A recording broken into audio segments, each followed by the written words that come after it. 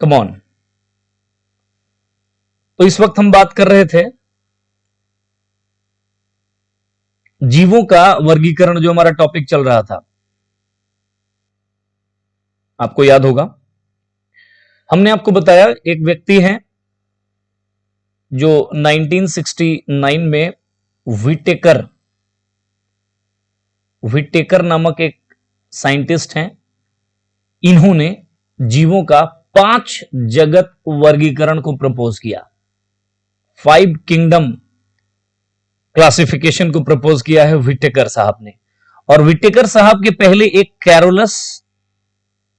Carolus Linnaeus हैं। इन्होंने वर्गीकी के बारे में बहुत ही प्रभावशाली बातें रखा और इन्हें ही वर्गीकी का पिता कहा जाता है। पिता, फादर ऑफ टैक्सोनॉमी इनको कहा जाता है। करेक्ट, वर्गीकी इधर से होगा, सॉरी, है ना। तो वर्गीकी के पिता कैरोलस लिनियस को कहते हैं। व्हिटेकर ने 1969 में 5 किंगडम क्लासिफिकेशन को प्रपोज किया। उसके तहत एक क्लास हो गया मोनेरा, दूसरा क्लास हो गया प्रोटिस्टा, तीसरा क्लास हो गया फंजाई, चौथा क्लास हो गया प्लांट और पांचवा क्लास हो गया एनिमल।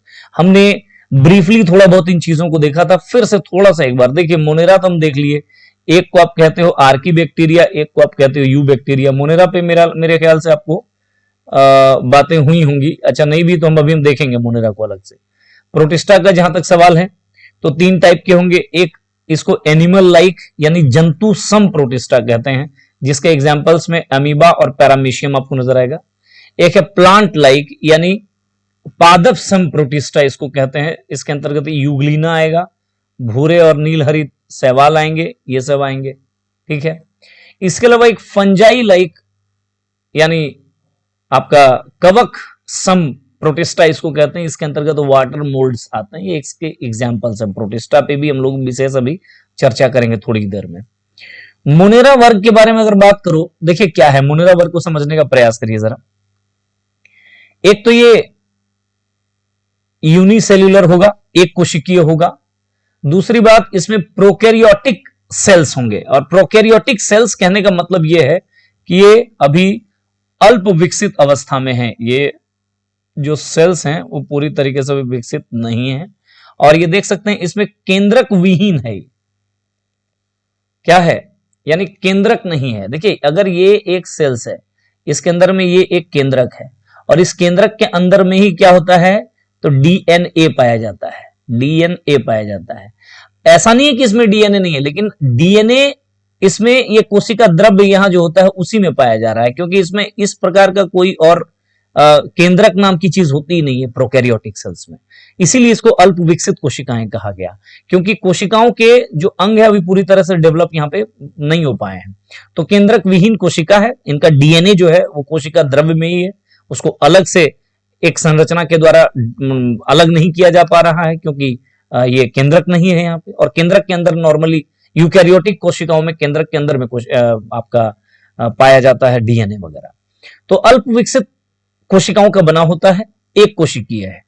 इसको जैसा कि हमने अभी कहा, आर्की बैक्टीरिया और यू बैक्टीरिया, 2 प्रकार से चीजों को बांटा गया है। आइए जरा और आगे बढ़ते हैं।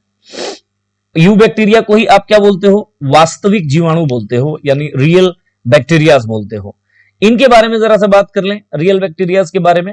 तो आप देख सकते हो, आगे बढ़ता हूं जरा मैं। सबसे पहले 1676 ईस्वी में, याद रखिएगा 1676 वो टाइम है। 1676 में सबसे पहले एंटोनी वॉन ल्यूवेनहॉक नाम के साइंटिस्ट ने क्या किया है। एंटोनी वॉन ल्यूवेनहॉक नाम के साइंटिस्ट ने 1676 में खोजा। किसको खोजा, तो सबसे पहले जीवाणुओं को खोजा। और इसी व्यक्ति को जीवाणु विज्ञान का जनक के रूप में भी जाना जाता है। He is also called the father of bacteriology इसको कहते हैं। दूसरी बात, 2 फैक्ट और ऊपर रह गया, देख सकते हैं आप। सबसे सरल और सूक्ष्म, सबसे छोटी और सूक्ष्म जो बैक्टीरिया है उसको आप माइकोप्लाज्मा के नाम से जानते हैं। किस नाम से जानते हैं, तो माइकोप्लाज्मा के नाम से जानते हैं। पूछा जाता है कई बार कि सबसे छोटी या सबसे सूक्ष्म सबसे सरल जीवाणु को क्या किस नाम से जाना जा रहा है। टाइमिंग क्या है 1676। ठीक है, फिर आगे बढ़ता हूं जरा। इसकी जो कोशिका भित्ति है वो पेप्टाइड ग्लाइकोडेन पेप्टाइडोग्लाइकेन जिसको आप कहते हैं, इससे बनी होती है। तो इसकी कोशिका भित्ति पेप्टाइडोग्लाइकेन के से बनी हुई होती है। देखिए आपको मैंने पहले ही बताया, पादप कोशिकाओं की कोशिका भित्ति किसकी होगी, प्लांट सेल्स का, तो सेल्यूलोज की बनी होगी। फंजाई यानी कवक की कोशिका भित्ति किसकी बनी होगी, वो भी हमने आपको बताया है, वो किसकी बनी होगी, तो वो काइटिन की बनी होगी। यहां जो आप देख पा रहे हैं जीवाणुओं की जो कोशिका भित्ति है वो पेप्टाइडोग्लाइकेन नामक पदार्थ की बनी होती है। एक बढ़िया फैक्ट है। इसमें जो रिप्रोडक्शन होता है वो संयुग्मन यानी कंजुगेशन और रूपांतरण। संयुग्मन मतलब दो जीवाणु एक साथ युग्मित होकर के अपने जो आनुवंशिक पदार्थ उसका ट्रांसफर कर लेते हैं, ये है। 3 प्रकार के आपको मिल जाएंगे ये जो बैक्टीरियाज हैं। एक को मेथेनोजेन कहते हैं, जो मीथेन या दलदल वाले क्षेत्र में पाए जाएंगे।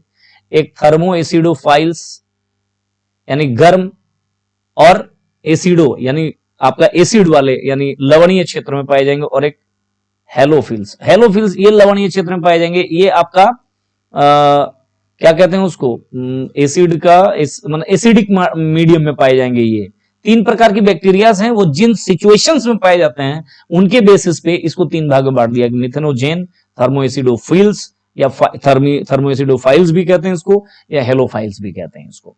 चलिए, हेलोफाइल्स कहां पाया जाएगा, देखिए ये लवण वाले क्षेत्र में पाया जाएगा, लवणीय क्षेत्र में पाया जाएगा।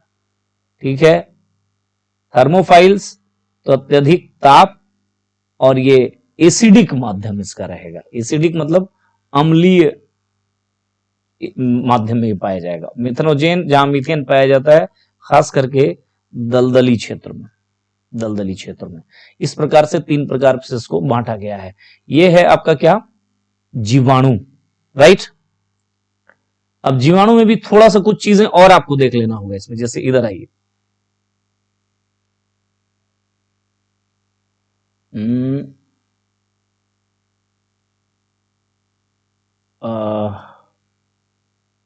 जस्ट अ सेकेंड, ये आप देख सकते हैं थोड़ा सा इसमें दिया हुआ है मनुष्यों में जीवाणु जनित रोग हैजा है। मैं अभी और दिखाऊंगा आपको, कुष्ठ रोग है, तपेदिक है, अभी चलिए इसमें थोड़ी देर बाद। हाँ, यहां आप देख सकते जो सबसे सरल और सबसे सूक्ष्म प्रकार की जो जीवाणु होता है अभी हमने आपको बताया वो है माइकोप्लाज्मा, है ना। That particular bacteria is called mycoplasma. क्या है माइकोप्लाज्मा के बारे में थोड़ा सा देख लीजिए। माइकोप्लाज्मा एक तो सबसे सूक्ष्म है, सबसे सरल है और आत्म प्रतिलिपिकरण है, यानी सेल्फ रेप्लिकेशन है। मतलब अब खुद ही बढ़ जाते हैं, खुद ही अपना एक नया प्रतिलिपि डेवलप कर लेते हैं। इनकी कोशिका में कोशिका भित्ति नहीं पाई जाती। देख सकते हैं आप, सबसे छोटी जो कोशिका है, सबसे छोटी जो जीवाणु है, सबसे सरल जो जीवाणु है, उसमें आपको क्या नहीं पाया जा रहा है, तो सेल वॉल नहीं पाया जा रहा। माइकोप्लाज्मा में सेल वॉल नहीं पाया जा रहा, तो कोशिका भित्ति नहीं पाई जा रही है। परंतु वृद्धि और प्रतिलिपिकरण के लिए आवश्यक जो है वो डबल स्ट्रैंडेड डीएनए उपस्थित होते हैं। इसमें डीएनए क्या हो रहा है, पाया जा रहा है। सेल वॉल नहीं पाया जा रहा, बट डीएनए प्रेजेंट है इसमें। कोशिका भित्ति नहीं होने के कारण माइकोप्लाज्मा को सामान्य रूप से मॉलिक्यूल्स अर्थात कोमल त्वचा वाले जीव कहा जाता है। Very important fact. एक तो माइकोप्लाज्मा क्या है, तो सबसे सरल और सबसे सूक्ष्म जीवाणु, सबसे छोटा, और उसमें भी इसको कोमल त्वचा वाला जीव इसलिए कहा जा रहा है क्योंकि इसमें कोशिका भित्ति नहीं पाई जाती है। माइकोप्लाज्मा को जीवाणु, विषाणु एवं कवक के बीच की कड़ी माना जा रहा है। जीवाणु, विषाणु और कवक के बीच की कड़ी माना जा रहा है। Very important fact. इसके अलावा कोशिका भित्ति नहीं होने के कारण इन पर सामान्य प्रतिजैविक यानी नॉर्मल जो एंटीबायोटिक्स हैं का प्रभाव नहीं पड़ता है।